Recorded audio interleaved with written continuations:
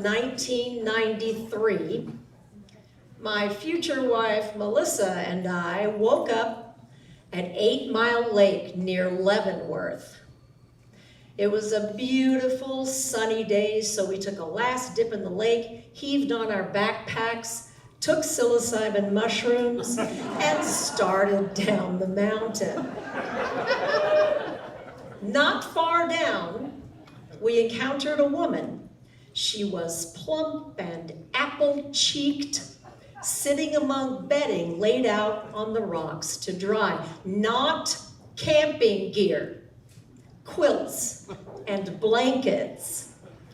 A bit farther down, we encountered a man. He was 7 feet tall, fit, and his ample chest hair grew to his eye sockets. He wore an Army-issue backpack and a webbing and grommet belt full of jingly, jangly kitchenwares. He spoke. "Have you seen a woman up the trail? I'm concerned about her. She has a bad back." His voice was so low it was barely audible, and his teeth were covered in thick, green tartar. "Well, yes, we had seen a woman up the trail. Where did you sleep last night?" The psilocybin wouldn't let me think that was okay.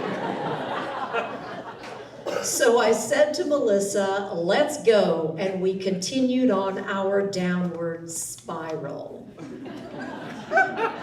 A bit farther down, we were beset by clouds of biting flies that caused us to slap our own faces. But we heard a stream, so we walked off the main trail to sit by the stream and splash water on our... Suddenly, we saw Sasquatch man jingle-jangling quickly down the trail. Behind him were 2 boys of about 7 and 10 years of age, also nearly running. One of them dropped something from their overstuffed backpack. Behind them was Apple Cheeks, also nearly running. She didn't notice that the boys dropped something because she was carrying all of that bedding in front of her like a ball. I leapt up, ran to the trail, and picked up a pair of neatly folded jeans that had never been washed. "Hey, your boy dropped something!" They stopped. Sasquatch man came back. He said, "This won't happen again." I handed his son's perfectly folded genetic material back to him, and they continued down the trail. I went back to Melissa by the stream with my spidey sense tingling. What did "this won't happen again" even mean? And I'm no chiropractor, but if Apple Cheeks had a bad back, why was she running with this heavy load in front of her? Something was off with this family, and the drugs caught it early.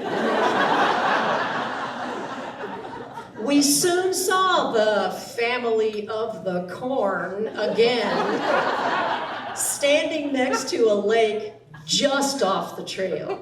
But they weren't looking at the lake. They were looking at us. As we slowly hiked past, their heads turned in unison, following us like the eyes of a haunted painting.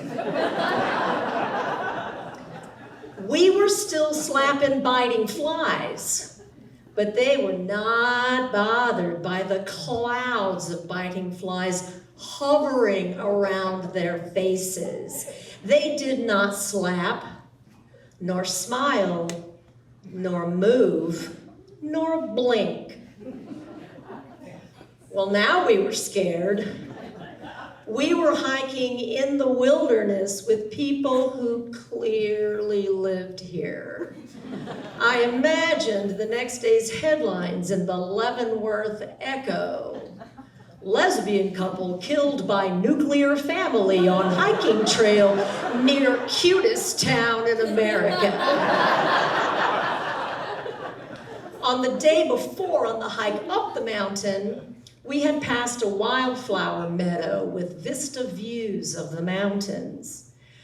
Now Melissa became obsessed with finding that meadow as though it would save us, and it did. Around the next bend was Melissa's meadow. We hiked off the trail and some yards up an old logging road. We took off our backpacks and sat in silence. We expected to see the family hiking down because they were behind us. That's not what happened. Sasquatch man alone came jangling quickly down the trail. We were tucked up in tall grasses on the logging road, so he didn't see us as he passed and continued down until we could no longer hear him. But in just a few minutes, we saw him again. We didn't hear him because he had ditched his backpack and tool belt. He was in stealth mode, looking for us. One of us stepped on a twig. Snap! Sasquatch man's head jerked to the right. His eyes narrowed on our position, and he immediately began taking long strides up the logging road towards us. I turned to my right, unzipped the zipper compartment on my backpack, pulled out my gun, held it above my head, and looked him dead in the eyes. He stopped, turned, and began hiking up the trail away from my gun. We strapped on our backpacks. I tucked my gun into the waistband of my Daisy Dukes. And we continued down the mountain. We were not rested, but we could not stop. Where was this man's family? Did he not want them to witness something unspeakable? Was he planning to rape us? Did he want our keys to the crappiest car in the parking lot? Was he planning to murder us for our toothbrushes? What was happening? And then, there he was, right behind Melissa, wearing his full backpack and tool belt. All I could think about was shooting this man between his eyes. If he so much as reached out a hand toward Melissa, I would shoot a hole through his third eye that he would see Nirvana through. And then Melissa said, "Abil, why don't we let this man pass?" Well, of course. We're just hikers, hiking down a hiking trail. Melissa stepped off to the side of the steep trail.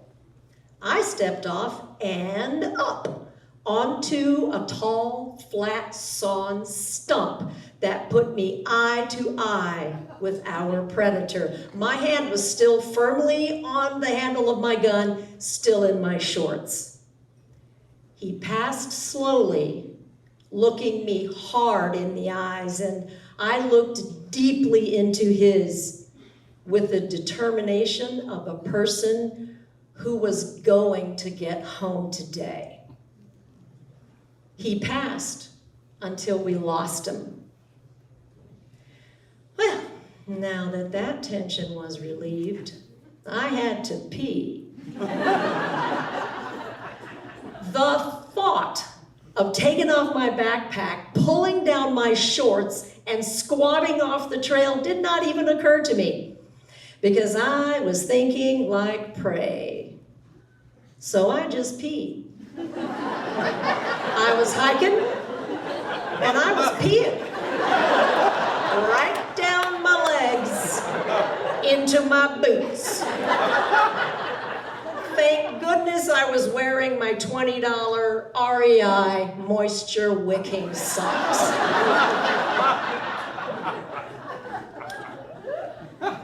Our hike became a dirge. Nothing was beautiful. We had run out of water. We listened for any sound that could signal an ambush. The trail became steeper and rockier.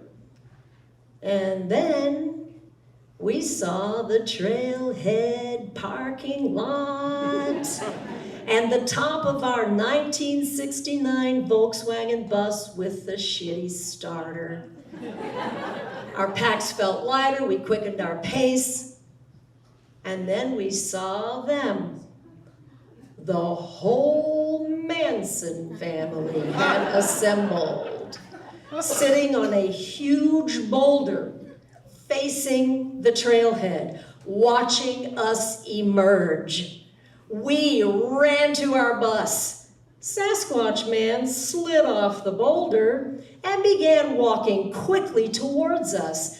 We threw open the sliding door. Sasquatch Man was merely feet from us. We bolted inside, shut the doors. He walked past us into an empty talus field, turned, and focused his gaze on us. I started that bus on the first try. We threw gravel backing out of that parking lot with his whole family watching us from the boulder, unsmiling heads turning in unison. We drove out of those woods with Melissa crumpled in the passenger seat all the way to the Leavenworth Ranger Station, where we burst from the van, collapsed in the grass, drinking and showering our heads with hose water and convulse crying. A ranger ran from the ranger station to help us. We were achingly relieved that the ranger was a woman. She took our statement and believed everything we told her. Yes, we had come down from the mountain, but we stayed that night in Leavenworth to come down from the mushrooms.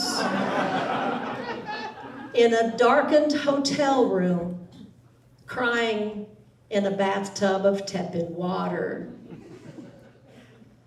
About 2 weeks later, a detective turned up to my house in Seattle. He was investigating the murder of a woman in a national park's campground bathroom near Leavenworth. He was at my door to determine if the description of our man matched the description of his man. It did not.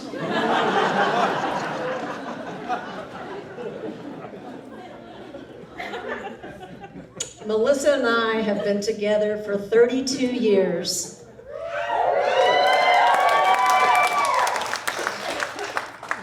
We have not slept on a mountain since the summer of 1993.